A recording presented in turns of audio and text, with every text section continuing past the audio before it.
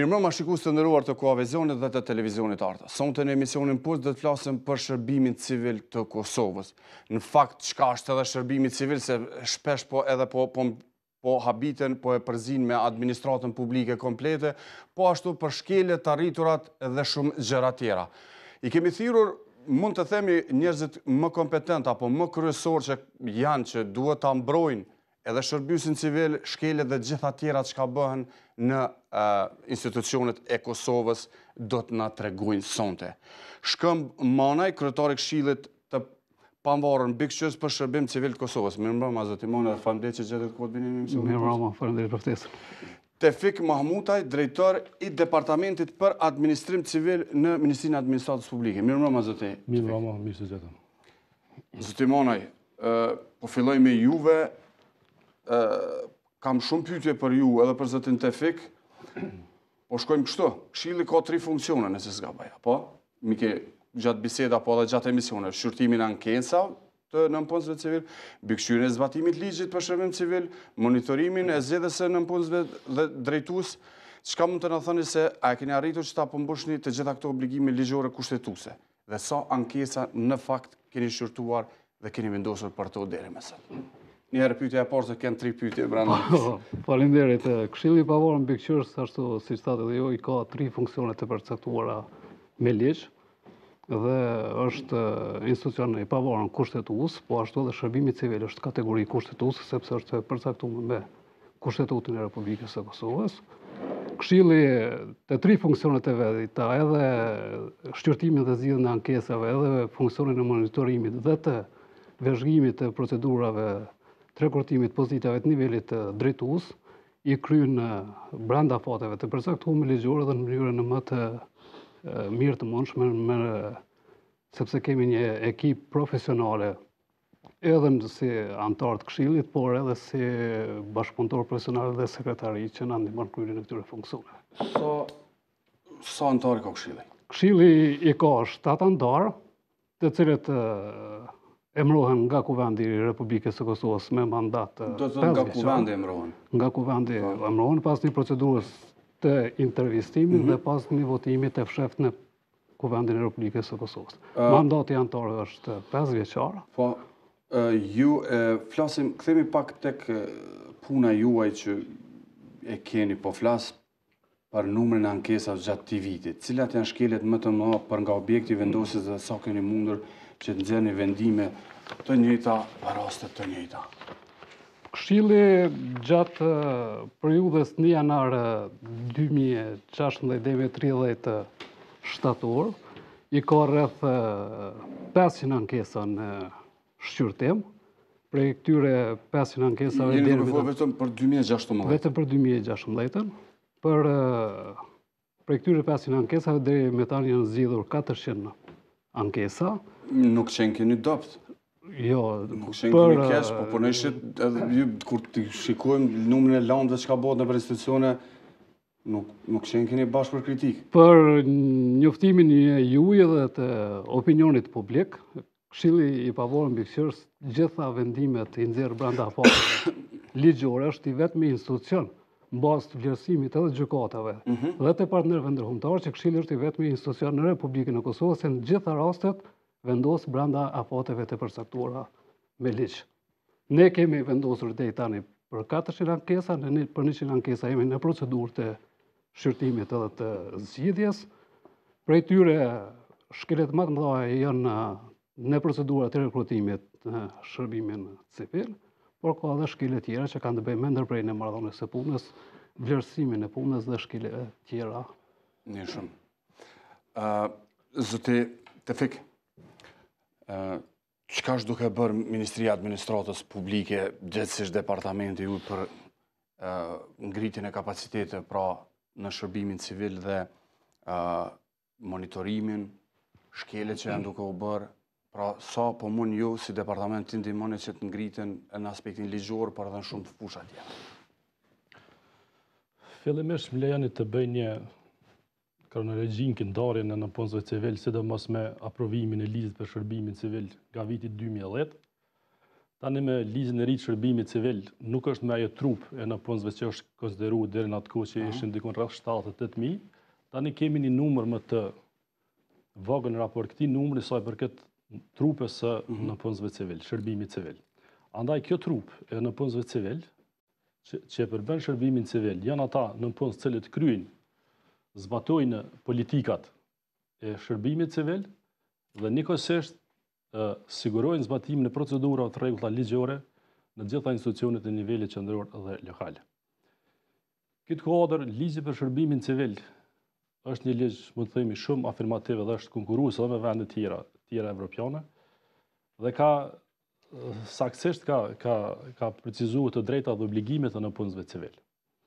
Këtë aspekt, më lejeni të them se ligji për shërbimin civil një ndër të arritrat që i ka vendosur në këtë ligj që përket një ndër optimizmit më të madh të shërbimit civil është vetë sistemi i karrierës. Andaj ky sistem i karrierës, që është vendosur me ligjin për shërbimin civil, ka mundësuar që në punësit civil të stimulohen, përgatiten edhe të jenë gatshëm bazë përgatitjes profesionale dhe përvojëspunës për vende të punës të avancohen në pozita, sidomos në pozita menaxheriale, që këtë mundësi e lejon ligji që fillimisht këto procedura të zhvillohen brenda trupës së shërbimit civil, sidomos për nivelet drejtuese, nivelet menaxheriale, dhe kjo është e mira që ligji ka mundësuar këtë çështje, e kanë mundësuar edhe vetë zyrtarët përgjithësi në institucionet që kanë krijuar lehtësira për në punësit civil që edhe për ata që si plotësojnë kriteret e kualifikimit të merren edhe të shkojnë në për institucione tjera që të jenë sipas fushave për kasë të kryjnë, ato të merren me pajisën me diploma universitare, edhe e mira tjetër që e ka pamundësuar në fazën e parë që të ketë prurje nga shërbimit civil për pozita drejtuese. Këtë aspekt menaxhimi i burimeve njerëzore në aspektin e shërbimit civil ka lënë për disa faza. Menaxhimi i parë që i referohet edhe mbikëqyrjes së politikat të shërbimit civil, që është Departamenti për Administrimin e Shërbimit Civil, që ne i hartojmë këto politika dhe secili menaxher, secili pozitë drejtuese në për institucione që janë përgjegjës për zbatimin e këtyre politikave. Andaj në këtë aspekt Ministria e Administratës Publike ka ofruar gjithë legislacionin përkat sekondar për zbatimin e ligjit për shërbimin civil. Dhe me një theks veçantë tani në këtë kohë në punët ne kemi filluar që këto 2 vite të përdorme edhe vlerësimin e rritë rezultatëve në punë, që është një diçka që bie drejt për drejt me në punësin dhe menaxherin drejt për drejt. Tani do të thotë që kjo e krijon mundësinë që fillimisht caktohen objektivat e zyrtarit në bazë objektivit planit përgjithshëm të institucionit, bëhen bashkërisht me në punësin civil dhe me drejtuesin e tina, të mbikëqyret realizimi i aktiviteteve për bazë caktimit të atyre objektive dhe vlerësimi i rezultateve të bëhet bazë të atina performancës që e ka treguar. Çështja tjetër është planifikimi i personelit, si një çështje që tani ne e kemi trajtuar më ndryshe në bazë ligjit për shërbimin civil dhe po flasim për një planifikim të mirëfillt të procedurave të shërbimit civil ato që do ndodhin vitin e ardhshëm, që Ministria e Administratës Publike ka krijuar këtë hapësirë, ka krijuar këtë dokument të ligjor, nënligjor, këtë rast rregullor për planifikimin e personelit. Çështja tjetër që ne jemi duke bërë në aspektin e ngritjes së kapaciteteve në punësve civil, tani me këtë vit ne kemi strategjinë e trajnimit për në punësit civil, cila është aprovuar nga qeveria në qershor të këtij viti, dhe aktualisht jemi duke punuar edhe në dokumentin tjetër plotësues sa për këtë rregullore së trajnimeve për në punësit civil. Dokumenti strategjik për ngritjen e kapacitetit në punësve civil ka 4 objektiva, të cilët e përfshin gjithë funksionimin e administratës, këtë rast me theks veçantë që ka të bëjnë me ato funksione në aspektin e ngritjes së kapaciteteve që ofrojnë shërbime për qytetarë si objektiv vetëm. Objektiv tjetër më rëndësi është që të ngritjen kapacitetet sa përket fushës së teknologjisë, përdorimit të teknologjisë së re informative, fushës tjetër që i referohet të ngritjes së kapaciteteve në aspektin e zhvillimeve të më të tjeshme në aspektin e politikave të BE-s, sidomos legjislacionit edhe çështjet tjera për afrimit të legjislacionit. Zoti Monaj, Flasim tek ekzekutimet e vendimeve. Sa ekzekutohen vendimet e Këshillit dhe sa janë të pa ekzekutuara dhe sa në ekzekutuar deri më sot? Nëse flasim për vitin 2016, deri tani janë prej këtyre 400 vendimeve, rreth 100 vendime që i obligojnë institucionet që t'i zbatojnë, sepse janë vendime që ju kanë aprovuar ankesat në punësve civile apo kandidatëve për pranim në shërbimin civil. Prej këtyre 88 janë zbatuar, ndërsa kemi vetëm 12 vendime të cilat nuk janë zbatuar. Në rast se të mos ekzekutimit brenda afatit ligjor, a informon një organin më të lartë, kuvendin, qeverin, presidentin, kryeministrin dhe a kanë marrë ndonjë masë apo ndonjë përgjegjësi për këto mos ekzekutime, sepse edhe ju e keni dikën që duhet ta informoni se apo ky menaxher nuk po e kryen punën si duhet, nuk i ka marrë parasysh vendimet e gjykatës së quajtur Këshilli i Pavarur Mbikëqyrës. Ligji ka përcaktuar që vendimet duhet të zbatohen brenda afatit prej 15 ditësh dhe nëse këto vendime nuk zbatohen brenda afatit prej 15 ditësh nga zyrtarët kryesor administrativ, atëherë ligji ka përcaktuar që Këshilli në afat tjetër prej 15 ditësh e njofton kryeministrin e Republikës Kosovës dhe kuvendin e Republikës Kosovës për moszbatim dhe e prorin e zyrtarit kryesor. A keni informuar në rastet caktuar? Në gjitha rastet njoftohet edhe kryeministri, edhe kuvendi dhe prori në afatet përcaktuar brenda ligjit. Sa raste janë zoti Manaj? Tash për vitin 2016 janë vetëm 12 raste. Ne kemi ndërmarrë edhe një hap shtesë tash sepse ju kemi dërguar plus një shkresë shtesë zyrtarëve kryesor administrativ për këto 12 ankesa që nuk janë zbatuar. Kemi kërkuar nga ata që të zbatojnë brenda afatit prej 5 ditësh dhe do të njoftojmë prapë Komisionin për Administratë Publike dhe do të njoftojmë mediat në mënyrë që të rritet presioni. Mund themi sot ndoshta këtu të tregojmë cilat janë ato institucione që nuk i kanë zbatuar. Bashkë më interesant, bashkë do të marrë Prinë Komuna e Prishtinës me 4 vendime që nuk i ka zbatuar. Pastaj është Administrata Tatimore e Kosovës 3 vendime, Agjencia Pyjore e Kosovës 2 vendime të pazbatuara dhe Ministria e Arsimit, Shkencës dhe Teknologjisë Komuna e Frejzojt dhe Ministria e Tregtisë dhe Industrisë me nga një vendim të pazbatuar. Po i presim tashti gjatë javës tashme përgjigjet për këto vendime të pazbatuara, nëse dhe pas këtij afati institucionet nuk reflektojnë me zbatimin e vendimeve, do t'i bëjmë publike secilin vendim dhe do t'ja dërgojmë Komisionit për Administratë Publike dhe Kuvendit. Po më intereson diçka që intereson shumë publikut, po besoj do të më përgjigjeni tek niveli avancime, ju e dini që ndodh shpesh shërbimin civil. Në procesin e vëzhgimit të tyre pozitave të nivelit drejtues, sa keni ju këto procese që i keni si raste dhe mënyrat e vendosjes së Këshillit dhe cilat janë shkeljet më të mëdha në procedurat e avancimit se shpesh tu bëhen edhe dallavere me të njohshëm jo ky jo ai. Na tregoni pak pika shkurta zoti Manaj. Te procedurat e avancimit është domethënë njëra prej funksioneve të Këshillit është vëzhgimi këtyre procedurave të avancimit të nënpunësve civil të nivelit drejtues. Gjitha institucionet që i hapin këto procedura janë të obliguar me njoftu Këshillin dhe Këshilli i cakton kolegjet që i monitorojnë dhe i vëzhgojnë këto procedura dhe në fund zjerr vendim për të shëquar se a janë zhvilluar këto procedura në pajtim me legislacionin fuqi.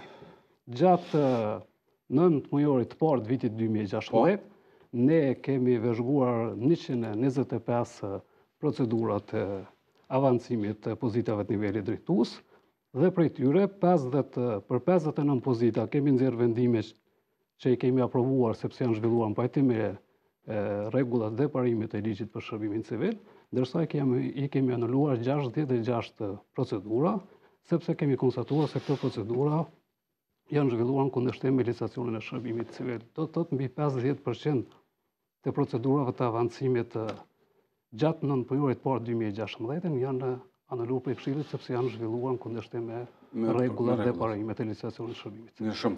Zoti Mahmuti, kthehemi pak tek reformat që ministri juaj shpesh në emisionin ton i ka përmendur që edhe ka pak mundësi politike për shkak të fuqisë politike të tjera që t'i shty shpesh, kanë fillu, por nuk janë shumë evidente, nuk janë të kënaqshme. Flasëm pak për katalogun e vendet punës, pagat, për shumë gjëra tjera të cilat me teren shpesh ka pas shërbimësit civile janë shqetësuar se do të ulen edhe pagat. Si shihni ju këto?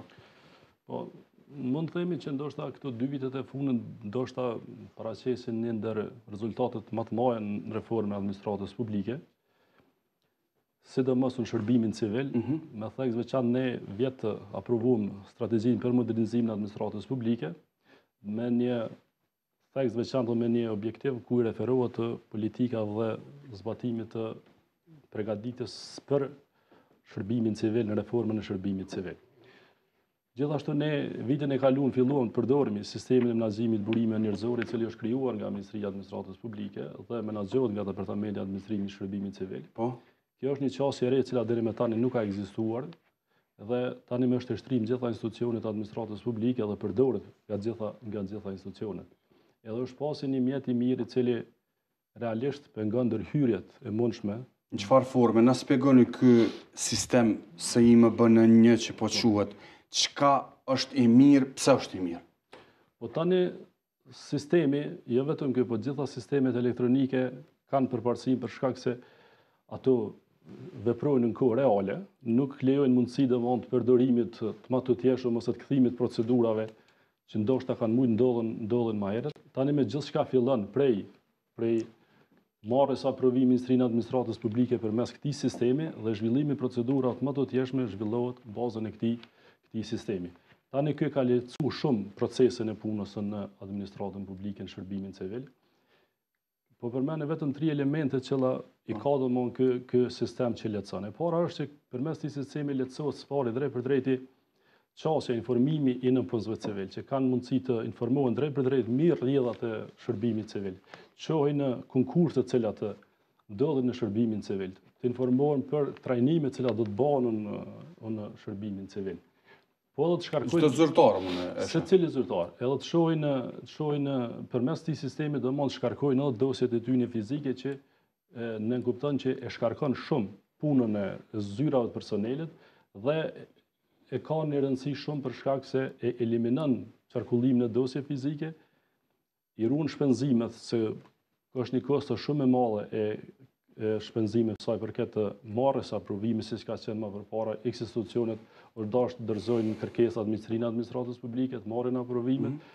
Për një kërkesë vetëm për marrje të aprovimit konkursit është dashur të jetë një dosje ndoshta me 4-50 faqe, tani ajo bëhet në kohë reale, bëhet shumë shpejt dhe kthehet përgjigje brenda dite, që e ka shkurtuar edhe kohën e marrjes përgjigjeve, po edhe e ka ulë edhe koston e shpenzimeve të cilat kanë ndodhur në administratën. Tani me kjo është çështja që sistemi në vete përmban gjithë ato modulet, të cilat janë të nevojshme për zbatimin e ligjit të shërbimit civil, gjithë ato setin e rregulloreve është integruar me procedura në këtë kodër. Andaj kjo është një përparësi e mirë që deri më tani nuk ka qenë, edhe ne jemi të përgatitur që në fillimin e vitit tashum të krijojmë një mundësi edhe për personat që do dëshirojnë të jenë pjesë e shërbimit civil, që të aplikojnë në mënyrë online për konkurse të cilat do të hapen në administratën publike në shërbimin civil në këtë rast.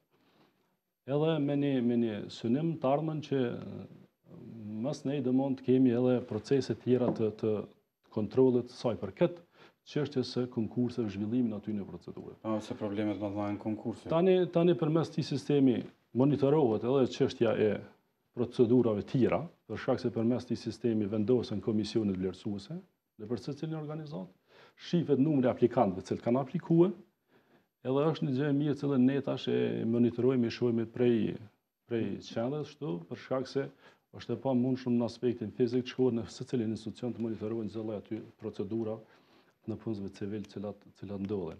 Andaj përparësitë e këtij sistemi janë shumë lloja. Ky sistem tani apo funksionon ky sistem? Sistemi është funksional, sistemi është duke funksionuar. Apo monitoroni sa duhet? Tash çështja sepse është kollaj problem gjithë këto konkurse me i monitoru, pra kur e di sa 22.000, sa janë shërbimës civil në këtë vendin? Tani jo, tani është kjo që fillova me mentorin e kategorive sipas ligjit të shërbimit civil. Përmes sistemit jemi duke bërë një prerje të saktë numrit në punësve civil. Edhe? Për shkak se numri në punësve civil është variabil. Për shkak të mos definimit të saktë të pozitave, kategori, cilën e pjesë e shërbimit civil.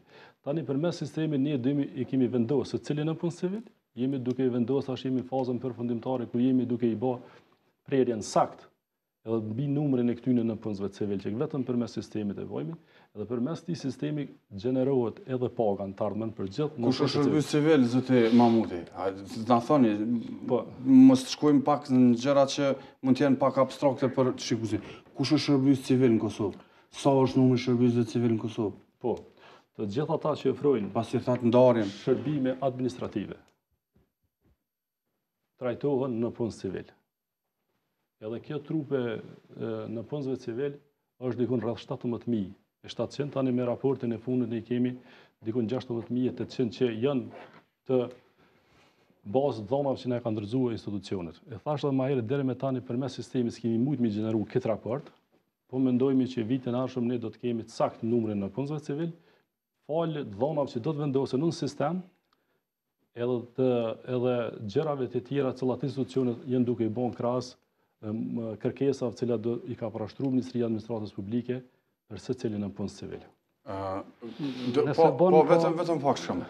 Do të flasim edhe për katalogun e vendeve pune më së harë për zyrtarët e fotokopjes që kanë qenë deri si vjet, çka keni bë për këtë çështje, pra a janë rregullu katalogu e vendeve pune, sepse ministri ka pas thonë kemi gjetë shumë lloje të vendeve punës që kanë shtuar pa e ditë hiç as për çka është. Shkëm dëshiroj të shtoni diçka, po kam edhe pyetje tjera. Po flas për procedurat e rekrutimit. Ku janë shkelet më të madh shkëm këtu? Raporteve dhe gjitha funksioneve që ka ushtruar Këshilli shihet që shumica e shkeljeve ndodhen në procedurat e rekrutimit në shërbimin civil. Për shembull. Dhe në vitin 2015 ne në raportin vjetor të punës, i cili është aprovuar nga Kuvendi i Republikës së Kosovës, kemi kërkuar nga Ministria e Administratës Publike që urgjentisht të ndryshoj dhe plotësoj rregulluaren për procedurat e rekrutimit, sepse janë procedura shumë të komplikuara dhe të stërçatura. Kemi kërkuar që këto procedura duhet të thjerëzohen në maksimum, dhe po ashtu kemi kërkuar që me ligjin e ri për shërbimin civil të shiqohet mundësia e aplikimit të sistemit të centralizuar të rekrutimit, që nënkupton që një trup në kuadër të qeverisë apo Ministrisë së Administratës Publike do të mbledh gjitha kërkesat e gjitha institucioneve të nivelit qendror dhe lokal dhe do të bëj rekrutim të centralizuar. Kjo Mendoni se bën kështu, po thoni në një komunë të aplikohet në nivel vendi, zoti Monaj? Gjitha kërkesat për gjitha institucioneve dhe komunave të përcjellen te Ministria e Administratës Publike, kjo është një sistem që është duke obliguar në vendet e rajonit edhe në vendet të BE-s, sepse është mundësia shumë më e madhe që ne të kemi një kontroll më të lartë të zhvillimit të këtyre procedurave kur i kemi në një qendër se sa që tash janë të shpërndara në gjitha komunat dhe në gjitha institucionet. Kjo do të mundësoj që pastaj komisionet përzgjedhëse të jenë më kredibile dhe edhe Këshilli dhe institucionet tjera, edhe shoqëria civile dhe mekanizma tjerë të kenë mundësi e mbikëqyrjes së procesit. Kjo ne konsiderojmë që do të ndikojë që gjatë zhvillimit të procedurave rekrutimit të emërohen njerëz në bazë të parimit të meritës. A pajtoheni që duhet të jetë në nivel të centralizohet edhe pse po kur të nalesh të shikojsh këtë me të njoftë shumë po shkojnë gjërat, kështu që nëse në një komunë caktuar dëshiron dikush të aplikojë, dihet se ai kryetar do ta merr vetën. Kështu në nivel qendror do të jetë pak më ndryshe. Si e shihni ju? Po, tani ne jemi duke punuar domthonë plotësim ndryshimin e legjislacionit shërbimit civil. Dhe jemi duke punuar që këto ligjet bazike në administratën publike shkojnë si ligjet pako, është ligji për shërbimin civil, ligji për administratën publike dhe ligji për pagat, cilët marrin pa nga buxheti i Kosovës. Edhe ne i kemi trajtuar këtë çështje në rekrutimit të centralizuar. Edhe kemi pas shumë vena të cilat ekziston ndonjë një gjë e tillë. Dhe ne jemi duke marrë modelet edhe veneve tjera, jemi duke marrë edhe praktikën tani gjatë zbatimit të ligjit për shërbimin civil nga viti 2010 dhe me gjitha ato probleme dhe gjitha ato ankesa që kanë ndodhur deri më tani. Mendoj që është një çështje e mirë për shkak se do t'i printe një planifikim i përgjithshëm në vend sa i përket shërbimit civil, do të krijohet një trup e cila do të bën rekrutimin e këtyre pozitave, edhe do të eliminohen gjitha ato çështjet që mund të ngriten ose ngrihen deri më tani sa i përket edhe ndërhyrjeve në aspektin e rekrutimit, edhe të politizimit të administratës publike. Tani çështja është se sa ne do të mund me të jemi të përgatitur si institucione, këtë rast si Ministria e Administratës Publike që t'ju prim këtij procesi reformues për shkak se është i ri dhe sigurisht i ka dhe rreziqet e veta, por duke marrë përballë gjithat këto njohuritë dhe gjithat çka ne tani kemi verifikuar deri me tani me procese në rastin e ankesave që i përmeni kryetari, mendoj që do të ishte një gjë më e mira sa për këtë kohës që realisht le të eliminohen ato gjërat, ato zëna që ngrit sa i përket politizimit në administratën publike, për shkak se ne tani e pam këtë praktikën e decentralizuar të shërbimit civil. Centralizim ndodh vetëm në aspektin e marrjes kërkesave për rekrutim. Asnjë institucion në shërbimin civil sipas ligjit nuk mund të zhvillon procedurat të rekrutimit pa e marrë pëlqimin nga Ministria e Administratës Publike që ato procedura le të vazhdohen. Edhe tani ata i zhvillojnë procedurat e veta, secili institucion duke formuar komisionin. Po e dim ato si shkojnë po. Edhe tash ne këtë çështje këtë trup do e vendosim në nivel vendi, nivel përgjithshëm, duke marrë përballë se nga viti në vit nuk ka shumë rekrutime të reja, nuk është diçka. Sepse po ka më vende të punës, dorën zamër, edhe veç ata që dalin penzion. Po çështja që tash ne thashë më herë që ligji për shërbimin civil është duke u zbatuar mos madhe dhe me përpikëri sa i përket avancimeve mbrana shërbimit civil që ligji e garanton që spari le të shterën mjetet e mbrëmshme dhe në caktuar kriteret edhe në aspektin profesional për edhe në aspektin e përvojës punës. Kështu që është bërë një standard i mirë që deri me tani nuk ka qenë, edhe besoj që mbi bazën e këtyre përgatitjeve deri me tash në aspektin e legislacionit, po dhe standardizimin që përmend katalogut vendeve të punës, mendoj që është e përballueshme dhe do të kemi mundësi që do të jep rezultate shumë më të mira në planifikimin e administratës publike. Pjesa e dytë do të thotë e debatit është çka është keq shërbim civil, sipas teje. Do të jetë kjo, ato po na interesojnë, pasi i përmendet shumë avancime deri tash. Çka nuk është mirë shërbim civil deri më sot. Kjo do të jetë pjesën e dytë e emisionit. E kemi edhe 3 minuta shkëm. Flasim për aktakuzat, për gjykimet e shërbimeve civil, për njerëzit që janë në rrethime, çka është normal lidhur me rastet kur në punë civil apo shërbim civil, si duhet t'i quajmë tash, e din më mirë zotët e Feks, a t'i quajmë shërbim civil a në punë civil? Në punë civil. Të cilëve janë ngritur aktakuza, janë shpallur fajtor me vendim gjykatës për kryet vepra penale, çka keni bëu ju, a keni kthy në hajnë punë, a i keni largu, apo cila është e vërteta? Gjendja sa i përket çështjes ngritjes të aktakuza dhe dënimit me vendim të forës shprehur për gjykata për në punë civil është ngrit gjatë këtyre 2-3 viteve nga Këshilli i Pavarur Mbikëqyrës, nga kjo strukturë e re që ka në Këshillin e Pavarur Mbikëqyrës, dhe unë mund t'ju garantoj sot këtu se gjatë 3 viteve asnjë ankesë e nënpunësve civil ndaj cilëve është ngritur aktakuzë dhe janë pezulluar nga vendet e punës, nuk është aprovuar në Këshillin e Pavarur Mbikëqyrës. Po ashtu, nuk është aprovuar çka? Nëse në punësi civile është pezulluar nga vendi i punës dhe është ankuar në Këshillin e Pavarur Mbikëqyrës, dhe ju nuk e keni aprovu, nëse ka pas aktakuzë. Asnjë ankesë, nëse ka pas aktakuzë apo ka qenë në hetime nga prokuroria, asnjë ankesë e tyre gjatë tyre 3 viteve nuk është aprovuar në Këshillin e Pavarur Mbikëqyrës.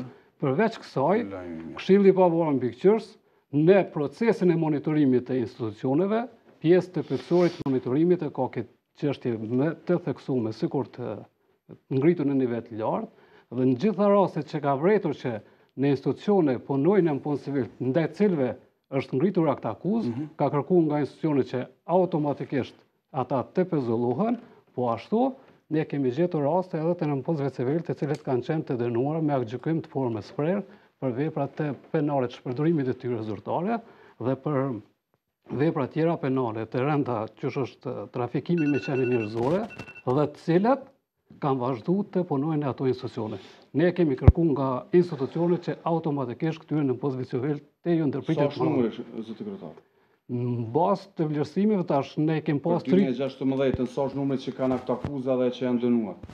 Numër Te ju që kanë kërkuar të kthehe në punë? Numër të sakt nuk kemi, por mund t'jenë domethënë rreth 40-50 ankesa që kanë ardhur. Penale që janë refuzu, kohëve të fundit, siç e dini ju, e kemi shembull komunën e Gjilanit, ku ndaj 39 nënpozëve atje është ngrit një akt akuzë dhe gjithë ata janë pezulluar nga vendi i punës.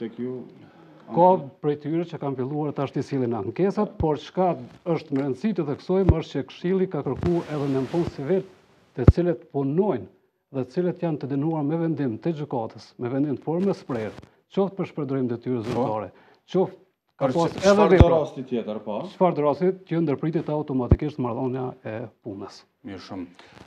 Shkojmë me një blok të marketingut dhe kthehemi në pjesën e dytë të emisionit ku do të bisedojmë për gjëra të tjera. Pas një bloku të marketingut kthehemi në studio ku jemi duke biseduar për problemet në shërbimin civil të Kosovës. Në njëra anë është zoti Shkambane, kryetari i Këshillit të Pavarur Mbikëqyrës të Kosovës për shërbim civil dhe drejtori i departamentit për administrim civil në Ministrinë e Administratës Publike zoti Tefik Mahmuti. Zoti Mahmuti, pjesën e parë folet për legjislacionin, për reformat, për shumë gjëra tjera. Por am tregon çka nuk ka mirë shërbimin civil. Çka nuk e shihni ju si map që nuk është mirë. Po flasim përgjithësi. Po, në aspektin e përgjithshëm, siç e potencova edhe vetë ne folëm në ofrimin e legjislacionit, politikat që do të marrë prej Ministrisë së Administratës Publike dhe për të thonë ajo çka është keq kodër këtyne këtë përgatitjeve që kemi bërë deri me tani, nuk kemi arritë që të zbatojmë sistemin e ri të pagave, si një gjë shumë e rëndësishme dhe në shpunu shumë sa përket këtij sistemi. Andaj kjo është shqetësuese në rënd parë edhe për mua, edhe për ministrinë, besoj që edhe për nivel vendin, për shkak se s'kemi arritë që të zbatohet ky sistem i pagave, i cili do të krijonte një ambient shumë të përshtatshëm mes nëpunësve civil për ato punë që ata i kryjnë për punë ngjashme që realisht le të kenë edhe pagesa të ngjashme, se qëllimi i kësaj është që për ato punë, për ata zyrtarë që kryjnë punë njëjtë të kenë edhe shpërblimin e njëjtë. Është krijuar një ndjesi jo e mirë mes nëpunësve, është krijuar kjo gjendje jo vetëm tani së fundit me aprovimin e ligjit shërbimit civil, po me vetë instalimin e administratës prej fillimit që është bërë që të ketë nëpunës nëpër institucione për punë të ngjashme që të ketë dallim në aspektin e pagave. Edhe tani përgatitjet tona flasin që kjo çështje le të rregullohet, edhe kemi bërë një standardizim të pozitave të vendeve të punës, e kemi përgatitur katalogun e vendeve të punës si një dokument lehtësues. A e keni hiq zyrtarin e fotokopjes? A është më ekziston, ai s'ka qenë katalog, por e kemi pa këtë publikisht. Po, realisht ka pas shumë tituj. A na tregon ai titull të cilën se kemi pa ne, por e kanë bërë që është vetëm e kanë kriju. Unë mund të them që janë kanë diku rreth 8000 tituj për në punësit civil, që në këtë aspekt ka pas shumë emërtime ndryshme që s'kan korresponduar me përshkrimin e detyrave të punës në institucione, për zyrtarin që ka punuar. Po. Edhe tash standardizimi i pozitave sigurisht katalogu i vendeve të punës i ka eliminuar gjithë ato pozita të cilat kanë qenë që nuk kanë qenë të kuptueshme dhe nuk kanë qenë të rëndësishme për pozitat për punë që i ka kryer në punësit civil. Andaj ky standardizim që është bërë.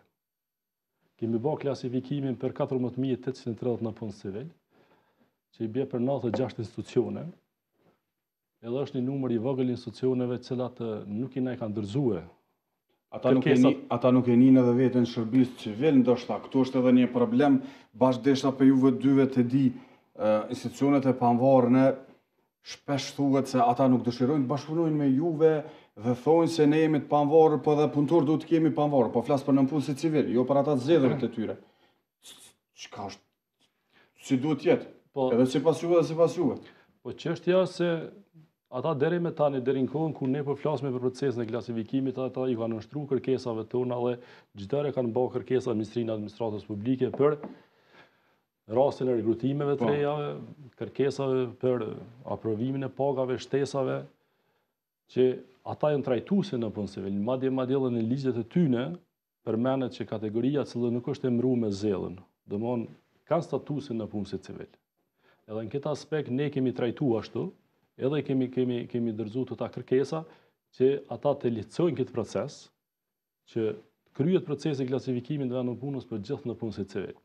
Po tash rezistenca në mas madhe dul për shkak të pagave, për shkak se në institucionet tyne kanë pagat shumë të mëdha, kuadër të zyrtarëve të cilët janë sidomos në për ministri edhe në për nivelin lokal në për komuna, që do të veçoja që mas madhe niveli lokal ndoshta është mas keq sa i përket çështjes së pagave. Edhe ndoshta kjo kishte më trajtuar si gjë ndoshta më jo e mirë shërbimin civil, për shkak se këtë synimet këto janë domosdoshmë të arrimit që ne të kemi një standard edhe sa i përket pozitave, edhe për shkrimit të vendeve të punës, po për gjithë ata në punë civil që në kuadër të veshjes autoritetit kryet detyra në bazë titullit të ri të punës edhe për shkrimit të vendeve të punës, ata të kenë edhe pagën e meritueme si zënë zyrtar tjetër.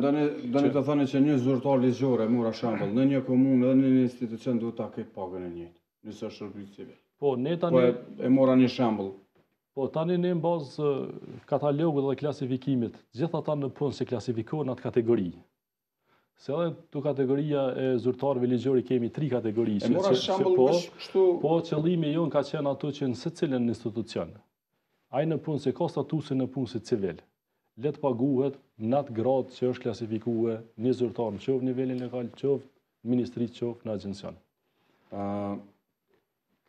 A bon këtu, sa i përket kësaj çështje, ne konsiderojmë që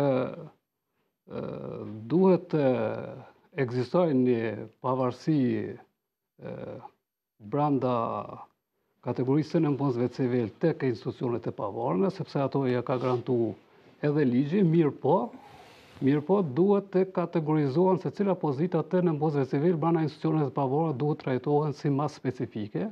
Ne konsiderojmë që pozitat që ato ofrojnë shërbime profesionale direkt qoftë për shembull për gjyqtarët e gjykatës kushtetuese apo për avokatën e popullit duhet të trajtohen edhe në kuptimin e pagës të veçantë, por jo gjithë në punë civil të institucioneve të pavarura duhet të kenë paga të veçanta jashtë sistemit të pagave, sepse unë po marr shembull një zyrtar financiar tek një institucion i pavarur që ka buxhet rreth 1 milion euro, i cili ka pagë pasaj 800-900 euro si zyrtar financiar, ndërsa një zyrtar financiar që shpenzon buxhet në një ministri caktuar, për marrim shembull Ministrinë e Infrastrukturës me 200 milion euro, ai merr pagën 400 euro. Kjo është e padrejtë. Këtë kuptim është e padrejtë dhe kjo çështje tash për informacionin e juaj edhe të publikut është ngrit prej avokatit të popullit tek gjykata kushtetuese. Gjykata kushtetuese është duke trajtuar rastin në punësve civil të punësuar në institucionet pavarura.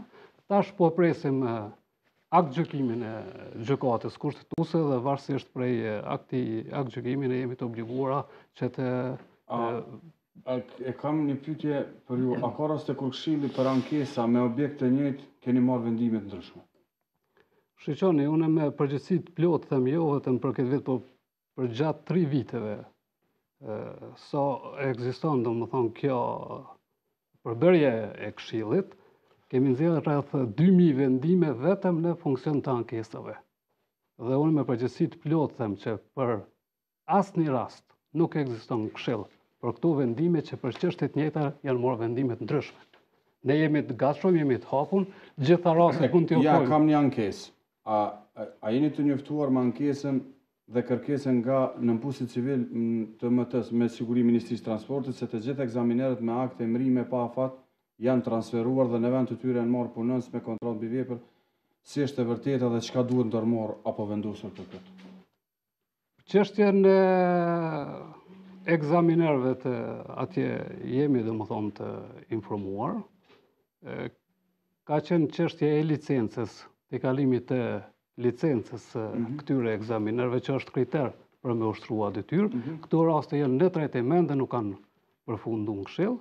Sa i përket çështjes së marrëveshjeve për shërbime të veçanta, ne kemi trajtuar atë rast dhe kemi thënë që nuk kanë të drejtë që personat me marrëveshje për shërbime të veçanta të vendosen pozita të shërbimit civil dhe po ashtu jemi do të përgatitash edhe një raport veçantë që jemi të trajtuar si çështje angazhimin e personave me marrëveshje për shërbime të veçanta në gjitha institucionet e administratës publike. Kthehemi tek problemet. Ju i treguat që problemi kryq janë pagat. Cili është problemi i dytë dhe i tretë në shërbimin civil tjetër? Po, tani ne çdo flasim në bazë të atyre raporteve që nga Këshilli i Pavarur dhe nga Këshilli, po dhe nga vetë raporti mbi gjendjen e shërbimit civil, se ne ashtu me ligj jemi të obliguar që të raportojmë në mbi gjendjen e shërbimit civil në Kuvendin e Republikës Kosovës. Tash edhe si vjet domon ka kaluar raporti mbi gjendjen e shërbimit civil dhe mbi bazën e këtij raporti ne marrmi edhe ato gjërat të cilat ne shohim që nuk duke funksionuar mirë, ku ka pas ngecë të zbatimit të procedurave, gjë që neve na mundson që ne të përgatitemi edhe për politika të reja në shërbimin civil. Tani me në këtë aspekt ne jemi duke punuar si Ministria e Administratës Publike që të ofrojmë të gjitha institucioneve një mundësi që ata të dhajnë një vlerësim sa i përprek kënaqëmërisë së ofrimit të shërbimeve, sidomos në nivelin lokal, për shkak se niveli lokal, në punësit që punojnë nivelin lokal, kryen pothuajse ofrojnë shërbime drejt për drejt apo për qytetarët, ndërsa niveli qendror nuk është i atakuar me ofrimin e shërbimeve. Andaj ne si ministri tani jemi në fazën përfundimtare kur po vendosim në për secilin institucion kutijat elektronike, tablet për që qytetarët le të mund të vlerësojnë marrjen e shërbimeve nëpër institucione. Pra të bëhet një lloj vlerësimi? Jo, ajo do të jetë në formë një tabelë elektronike, edhe të vendoset ku zyrtarët do të kenë mundësi të shohin marrjen e dokumenteve, qoftë certifikatave, lejeve të ndryshme, dhe ata vetë do të vlerësojnë mbi shërbimet të cilat ju kanë ofruar, qoftë në aspektin e vonesave, çdo çështje tjetër që ata mundën me trajtuar që e shohin të rëndësishme për me vlerësu performancën e institucioneve. Njëkohësisht jemi duke bërë analizën sa i përket edhe identifikimit shërbimeve që ofrohen nëpër nivel të vendit, në nivelin qendror, në nivelin lokal. Në nivelin lokal pothuajse ofrimin e shërbimeve kemi marrë në disa komuna, në qendra kryesore të cilat janë, për shkak se ofrimi i shërbimeve në nivel vendit nuk dallon shumë prej një komunë tjetër, duke marrë për bazë nuk ka shërbime të veçanta që mundun më kryen një komunë tjetër s'kryen, sikur disa vende tjera ku janë disa komuna të atakuar me një shërbim këtë lloj të veçantë siç mund të më turizmin, qoftë aspektin bregdetare ose diçka që është pak më e veçantë, domthonë struktura dhe mënyra ofrimit të shërbimeve në nivel vendit është pothuajse e njëjtë. Edhe në këtë aspekt ne po presim që të shohim edhe vetë vlerësimin e qytetarëve se sa janë të kënaqur me ofrimin e shërbimeve, që edhe ne të kemi një gjendje më të saktë edhe të shohim ku do të përmirësohen ato probleme. Dy gjëra. Cili është statusi i stafit civil në polici, drejtorëve zëvendës, drejtorëve shkolla, stafit civil në institucione tjera të pavarur? Shpesh ka probleme ligjore këto. Ankohen, jo jam staf civil, jo nuk e kam pagën kështu, jo nuk e meritoj këtë. A keni marrë dhe ju parasysh këtë që të bëni një raport apo diçka tjetër që Janë theksu këto çështje, e kemi theksu edhe në raportin vjetor të punës të Këshillit për vitin 2015 që është aprovuar në Kuvend të Republikës Kosovës. Ne konsiderojmë që defektet kryesore në këtë proces janë çështja e mos kryerjes procesit klasifikimit dhe gradimit vendeve të punës në shërbimin civil, sepse ligji për shërbimin civil dhe ligji për pagat kanë hyrë në fuqi në vitin 2010 dhe edhe pas 6 viteve, domethënë, ne nuk e kemi klasifikimin dhe gradimin e pozitave të nënpunësve civil në bazë 2 ligjeve dhe në këtë pikë ne konsiderojmë që është dështimi Qeverisë Republikës Kosovës në vazhdimsi gjatë këtyre 6 viteve se nuk ka arritur që të kryejë këtë proces, edhe pse Ministria e Administratës Publike tashti në aspektin teknik e ka përfunduar procesin, mirë po në aspektin politik ende nuk është vendosur që të caktohen pozitat, klasifikimi dhe gradat e reja në shërbimin civil.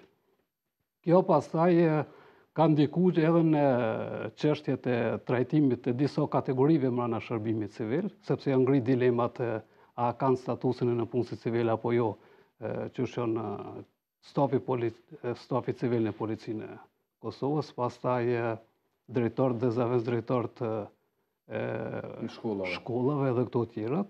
Ne i kemi trajtuar këto raste sa i përket stafit civil të policisë, janë edhe vendimet e gjykatave që i kanë konsideru në punë civil dhe tashti kemi në bashkëpunim shkëlqyshëm me policinë e Kosovës dhe kanë fillu dhe kanë zbatu gjitha vendimet e Këshillit, sepse në periudhë ka pas telashe në zbatim të tyre vendime, sepse ata ka konsideruar që stafi civil nuk e kanë statusin e në punësit civil. Sa i përket drejtorëve dhe zëvend drejtorëve të shkollave dhe të qerdhave, ne kemi ngritë këtë çështje edhe në raport. Kemi kërku nga Ministria e Administratës Publike si organ, institucion kompetent për të dhënë opinionin e tyre ligjor rreth statusit të tyre. Aktualisht qëndrimi edhe i zyrës ligjore të Ministrisë së Administratës Publike dhe i zyrës ligjore të zyrës së kryeministrit është që këto kategori të punonjësve të administratës publike kanë statusin e nëpunësve civil dhe ne i trajtojmë sikur nëpunës civil derisa nuk kemi një opinion tjetër ligjor. Dalemi tek problemi më i madh që mendoj që është në shërbimin civil tek pozitat e larta, që juve nuk ju përgjigjen kur vjen puna me u anku. Flasëm për kryeshefat ekzekutiv dhe sekretar permanent. Qeveria ka pas një farë bordi, s'di ka nuk di është funksional më, që për t'i emëru, për t'i shkarku, për t'i kontrolu, e din Ministria e Administratës Publike dhe tash nëse nuk ka bëja nuk funksionon fare. Edhe realisht ka qenë bord politik, duke di që në shërbim civil nuk bën tjetë. Problemi më i madh është te sekretarët e te kryeshefat në Kosovë, se te këta të voglit nuk është fort problemi i madh. Çështja e edhe ata pozitave as nuk dihet ku mu anku te zamës kryeministri. Nëse duhet mu anku, po shkoj te zamës kryeministri mu anku për shërbim civil. E por është që funksionon Këshilli për emrimet të larta në kuadër të Qeverisë të Republikës Kosovës.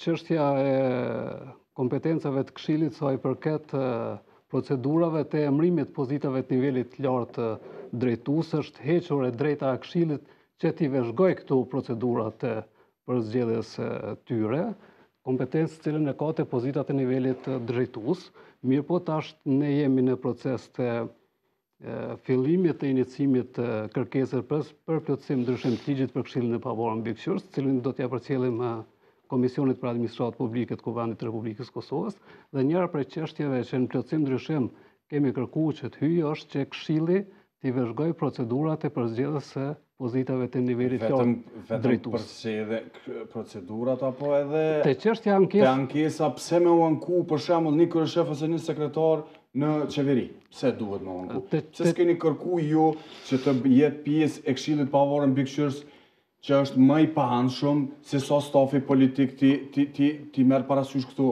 Çështja e ankesave, Këshilli i trajton ankesat e pozitave të nivelit lartë drejtues. Vetëm nuk e ka kompetencën që t'i vëzhgoj procedurat e emrimit, është i përjashtuar që të nxjerrë vendim ajo në zhvillu procedurat e emrimit në pajtim me ligjin e jo.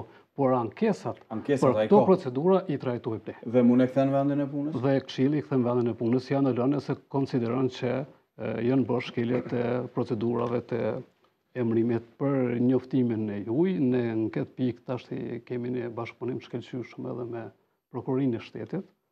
Para pak ditësh ne kemi nxjerrë një raport sipas kërkesës prokurorisë shtetit që ka kërkuar që të vlerësohet një procedurë e përzgjedhjes në një punësit i nivelit lartë drejtues të vitit 2014. Dhe ne kemi nxjerrë vlerësimin tash dhe ja kemi përcjellë prokurorisë së shtetit. Po ashtu ne i trajtojmë ankesat e tyre dhe i trajtojmë ankesat në rast se ndërpritet marrëdhënia e punës së këtyre pozitave. Ju thatë dikun 500 ankesa i keni pas apo? Po. Prej tyre 400 janë zgjedhur. Po. Dikun aty. Po. Prej këtyre 400 janë zgjedhur, si janë zgjedhur? Pro atyre punëtorëve apo pro institucioneve? Na jepni pak një shifër pak më të parafort për këtë çështje sepse kjo është shifër mjaft e lartë. I kemi mbas të edhe cilat institucione janë? Tash nuk i kam dhënat për krejt cilat institucione për cilat janë, mirë po mbas të dhënave që kemi këtu, prej 400 ankesave janë aprovuar 66 ankesa, janë refuzuar 132 ankesa, janë aprovuar pjesërisht 10 ankesa, janë hedhur poshtë si të palijuar për shkak shkeljes së afateve dhe të tjera 87 ankesa.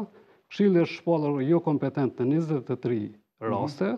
Kem pas përfundim të procedimit administrativ në 13 raste, këto janë rastet kur ankuesit i tërheqin ankesat prej Këshillit. I kemi detyruar organet që të nxjerrin vendimin në 45 raste dhe në 21 raste kemi vendosur që çështjen ta kthejmë në rishqyrtim tek institucioni. A dini ju cilat institucione janë këto 68 që ju i keni kthyer në të mirën e punëtorit? Po i kemi gjitha dhona. A i keni parafërsisht me na e thonë këtu? Jo, këtu nuk i kemi sepse komunat, ministrit, kush prin? Cili institucion prin? Janë rreth 60% të rasteve janë pozita të ankesave të nëpunësve civil të nivelit qendror, ndërsa 40% janë të cilat ministri prin më shumë të? Po është Ministria e Tregtisë dhe Industrisë. Tjetër? Tani kemi Ministrinë e Infrastrukturës, kemi ankesa në administratën tatimore të Kosovës. Do thotë këto janë më rënd. Komuna Prishtinës ka shumë prej organeve, domethënë pushtetit lokal. Këto janë që prinë për institucione, por që jemi në përpunime sipër gjitha dhonave dhe gjitha pastaj i reflektojmë raportin vjetor të punës me numër dhe me shifra për secilin institucion. Gjatë bisedës keni thënë se duhet të ndërrohet ligji për Këshillin e Pavarur Mbikëqyrës, ligji për shërbim civil. Cilat duhet të jenë ndryshime? Ne jemi në fazën, kemi vendosur në Këshill do të thotë pse duhet me ndryshu? Po, e kemi analizuar ligjin për Këshillin e Pavarur Mbikëqyrës dhe mbas të gjitha analizave që kemi bërë, Këshilli ka vendosur që të inicojë procesin e plotësimit dhe ndryshimit të ligjit për Këshillin e Pavarur Mbikëqyrës. Janë disa pika që do të ndryshohen, njëna prej tyre është që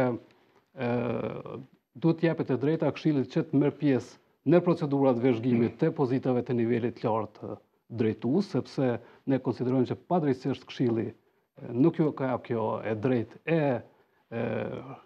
për cilës vëzhgimit prej fillimit deri te sepse nuk mu i fusin vetit në punë. Kështu thuje, edhe si ma pak më... Fakti që ne po kërkojmë, ne jemi të gatshëm që këto procedura t'i vëzhgojmë pajtim me ligjin dhe kemi vërejtë se për shkak që Këshilli nuk është i involvuar në këto procese, ka depromime në procesin e emërimeve të pozitave të nivelit lartë drejtues. Dhe pikërisht për këtë, po kërkojmë që ne duhet jemi pjesë e procesit dhe ne duhet nxjerrim vendim për procesin. Nëse ja miratojnë. Mbas të diskutimeve që i kemi edhe me Komisionin për Administratë Publike, mbas diskutimeve, domethënë është dakordim i përgjithshëm se Këshilli duhet me pas këtë kërkesë, po ashtu në plotësim ndryshim të ligjit për Këshillin e Pavarur Mbikëqyrës, një çështje tjetër që është shumë e rëndësishme. A do të keni kompetenca më shumë, e jo me një zhurmë? Më shumë do të ketë kompetencë, sepse po kërkojmë po ashtu që të shtohen edhe sanksionet. Për mos zbatim vendimeve të Këshillit. Të një menaxheri i cili nuk e respekton. Absolutisht. E ndëgjuam kryetoren për shumë gjëra që foli, që thotë se jemi fort, nuk kemi fuqi. Në shumë gjëra, pra ligji duhet ndryshohet. Si shihni ju zotët e efekt? Po, më më edhe përmena që tash kemi edhe nga 2 minuta. Jemi në kohën e plotësim ndryshimit ligjit për shërbimin civil. Dhe po përmeni shkurtimisht pse cilat e arsyet që ne dojna të ndryshojna këtë plotësojna ligjin për shërbimin civil. E para është fushveprimi i ligjit për shërbimin civil. Realisht të definohen sakt ato kategoritë, cilët neve na kanë shkaktuar problem gjatë menaxhimit të shërbimit civil kategoritë e drejtarëve, sidomos në arsim, në disa pozita në kulturë, domos statusi tyne që realisht të definohet sakt me ligj. Ose të përjashtohen, ose të rregullohen në gjitha procedurat në kuadër të ligjit për shërbimin civil, që kjo që na ka sfiduar edhe neve dhe shumë çështje që kanë ndodhur deri me ta në rastin e ankesave Këshillit, ka ndodhur këtu kjo të mos të definimi i fushveprimit të ligjit për shërbimin civil. Çështja tjetër ndoshta më e rëndësishme që ne kemi të vendosur në ligjin për shërbimin civil është po them për kategorinë e nivelit lartë drejtues të sekretarët dhe drejtorët e përgjithshëm. Për shkak se tash ne kemi të rregullimin se si ndodh tani, si zgjedhen ata, po çështja që ne dojna me kriju një model tjetër të përzgjedhjes së këtyre në. Për shembull, na thoni. Po tash ne do të bëjna në formën e një trupe edhe në formën e përgjithshme të caktimit paraprak të këtyre kategorive, që mos shkohet ad hoc proces për proces kur ka vende të lira për nivelin e lartë drejtues, po të jetë një trup. Do afrohet ndoshta ai institucione përkatëse një listë prej 10 anëtarëve. Ata do të përzgjedhen, do të jenë gatshëm për kryerjen e atyre detyra, do të kalojnë gjitha procedurat e testimit dhe do t'jenë në listën cilën do t'i afrohet institucioni këtë rast ministrit ose kur do qoftë personit përgjegjës, që edhe ai në mesin e asoj liste ndoshta le të përzgjedhë ndonjërin prej kandidatëve në atë listë. Çështja tjetër është se nuk është e rregulluar se çka do të bëhet me kalimin e këtyne, se kanë afatin 3 vjeçar, edhe ne dimi që nëse ka dikush që ka njohuri, edhe është përgjegjës që mundet me kryer një punë shërbimin civil, është vetë pozita e sekretarëve drejtorëve të përgjithshëm, edhe ligji nuk ka mundësuar që mas kalimit të periudhës 3 vjeçare që çka do të bëhet me të zyrtarë. Edhe është keq që ne të humbim këta zyrtarë që kryejnë këto pozita mas kalimit 3 vjeçare, ne jemi të trajtuar këtë çështje që të rregullojmë. Këtë çështje ndoshta edhe aspektin e afatit, se tash 3 vjeçar të kemi edhe një afat pak. Çka ti mundsohet nëse nuk jetë në atë pozitë sipas? Çka duhet të bëhet, mendoj, sipas rregullimit të ri? Ndoshta ne të transferohet dikon në të njëjtën pozitë diçka? Ne kemi menduar që ndoshta për arsye ndryshme nuk është i dëshiruar të vazhdojmë me tutje me marrë atë pozitë, po ti mundsohet të kthehet në një pozitë më të ulët, si niveli drejtuesi mund të qenë drejtori i departamentit, po mos të jetë domethënë mos hupet si kuadër jashtë shërbimit civil për shkak se ai është një ndër njëse ndoshta më të mirë në aspektin e menaxhimit zhvillimit. Unë kisha pas një propozim që sekretari permanent të zgjidhet të jetë post politik. Mendimi jam është duke ditë sa presioni është, sa problemi është, duke ditë që gjithë problemi ka qenë te sekretarët. Edhe në disa vende vetëmisht kështu, Maqedoni nëse zgaboj është pozitë politike. Le të merr përgjegjësinë ministri me gjithë sekretar, pasi mendohet që edhe ashtu zgjidhen politikisht. Ky është mendim personal i imit gjatë një përvoje disa vjeçare duke u marrë me problemet e institucioneve të ndryshme. E tha dhe drejtori se ligji është në plotësim ndryshim dhe është duke trajtuar edhe çështja e Le të merr përgjegjësinë ministri me gjithë, thotë sekretari është i imi dhe unë e marr përgjegjësinë për këtë punë. Është duke trajtuar çështja e pozitave të nivelit të lartë drejtuesi, si do të shkohet me emrimin e tyre dhe njëra prej ideve na mund ta konfirmojmë sot këtu, se njëra prej ideve është që ndoshta pozitat e sekretarëve të përgjithshëm të shkojnë me emrim direkt nga ministri përkatësi i ministrisë në kuptimin asaj që të bëhen sekretar të shtetit. Mirë po duhet gjenden modalitetet më të mira që pastaj të ruhet sistemi që në kupton që çka do të ndodhen pozita të tjera të nivelit të lartë drejtues, janë kryeshefat ekzekutiv, drejtorët e përgjithshëm, a do të aplikohet kjo vetëm të sekretarët e përgjithshëm apo edhe të këto pozita të tjera? Dhe ideja që pastaj të kemi ndoshta këtë rezollimin e dakordumit të vendit punës, që në kupton që në momentin kur një sekretar i përgjithshëm emërohet nga shërbimi civil, të ruhet vendi prej ka ardhur. Çështjen tjetër që është... I kemi edhe 2 minuta. Për me trajtu këto që ndërlidhet me definimin e statusit, se problematika ma madhe është se për disa kategori nuk po di, do më thonë ende cilit statusi i takojnë në punë civil apo jo, konsiderojmë që me plotësim ndryshimin e ligjit për shërbimin civil, i kemi thënë edhe kryeministrit edhe qeverisë dhe ministrit të administratës publike që duhet përjashtohet praktika keqe që me ligjet veçanta që rregullojnë fushën, pastaj të përcaktohet statusi i nënpunësvatje, kuptimin e asaj që ka ndodhur te Ministria e Shëndetësisë, ku me ligjin për shëndetësi është thonë që gjithë punonjësit e nivelit sekondar dhe treqar shëndetësisë përjashtohen nga shërbimi civil.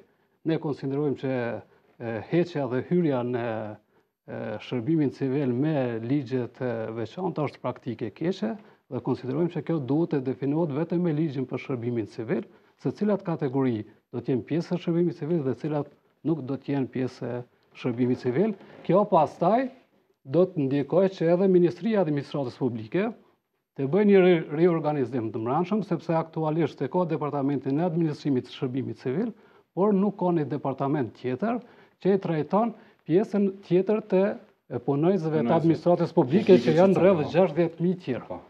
Unë ju falenderoj shumë edhe njërë që gjithë të kohë të bisedojmë për një problematik e cila vazhdimisht ka pas probleme, sepse shërbimi civil ka qenë shumë i lartë, pastaj janë ndarë ko pas kohë në administratë në pusha tjera.